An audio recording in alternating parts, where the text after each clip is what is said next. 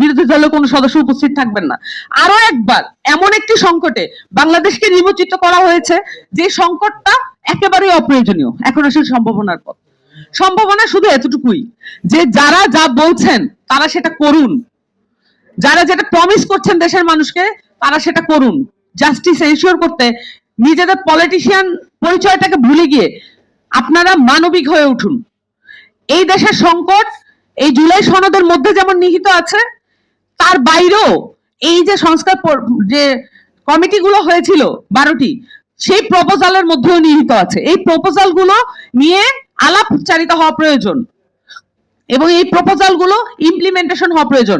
স্থানীয় সরকার সংস্কার কমিশন করা হয়েছে আমাদের দেশে। যেমন এখানে এই প্রস্তাবনায় প্রথম যে অংশটা, যে আমরা কেন্দ্রীয় শাসন কিভাবে আমরা এটাকে ডিস্ট্রিবিউট করব, বিকেন্দ্রীকরণ করব, এটা কি আমাদেরকে প্রদেশ ভিত্তিকই করতে হবে, নাকি এই কেন্দ্রীয় শাসন আমরা স্থানীয় সরকারকে পাওয়ারফুল করার মাধ্যমে এটা করতে পারি?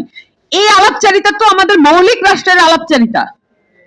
কিন্তু এই আলাপচারিতা এখন কোন পলিটিশিয়ান কিভাবে হেঁটে বেড়াচ্ছেন, কি করছেন, কি বলছেন, কি ধরনের পপুলিস্ট মন্তব্য করছেন, সেটার মধ্যে তো এটা এই মানে আমাদের রাষ্ট্রের ভবিষ্যৎ নিহিত হতে পারে না। সম্ভাবনা এতটুকুই যে আমাদের দেশে অনেক তরুণ পলিটিশিয়ান এসেছেন, তাদেরকে যেটা করতে হবে, বাংলাদেশের মানুষের কথা যেটা ওনারা উপস্থাপন করছেন সেই মোতাবেক তাদের রাষ্ট্রনৈতিক প্রকল্পও চলতে হবে।